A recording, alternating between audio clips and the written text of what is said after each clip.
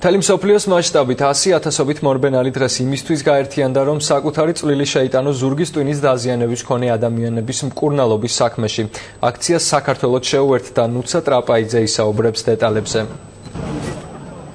ზუსტად 14 საათზე ლოპოტას ხეობაში სტარტი აიღო უამრავმა მორბენალმა, რომლებიც ამით შეუერთდნენ მსოფლიოს ყველაზე მასშტაბურ სპორტულ ღონისძიებას, მსოფლიო ორბენას. ეს არის ღონისძიება, რომელშიც 5 კონტინენტის 35 ქვეყანაა გაერთიანებული.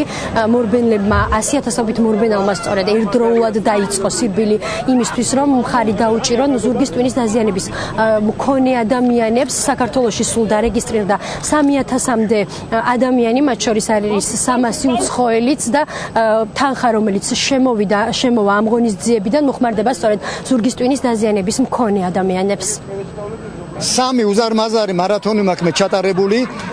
94 წელს თბილისი, ქუთაისი, 95-ში თელავი, ქუთაისი და 97-ში აბრეშუმის გზა აზერბაიჯანიდან ფოთამდე და მერე თურქეთამდე.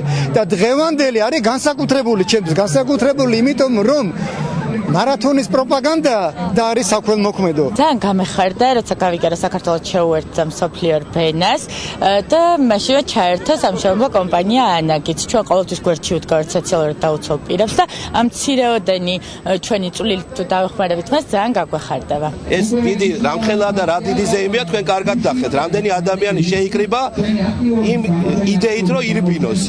მე წარმატება მინდა ყველა მონაწილეს უსურვო და ესეთი ტრადიციული უნდა გავხადოთ. ესეთი გარბენები და საერთოდ სპორტი ყველა ჩვენ ოჯახში უნდა იყოს.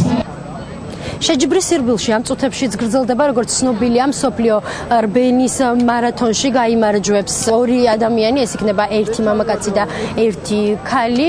მარათონის დასრულების შემდეგ კი აქ გაიმართება ღონისძიება, რომელშიც მონაწილეობას ქართული მუსიკალური ჯგუფები მიიღებენ. მადლობა, ეს ნუცა ტრაპაიძე იყო.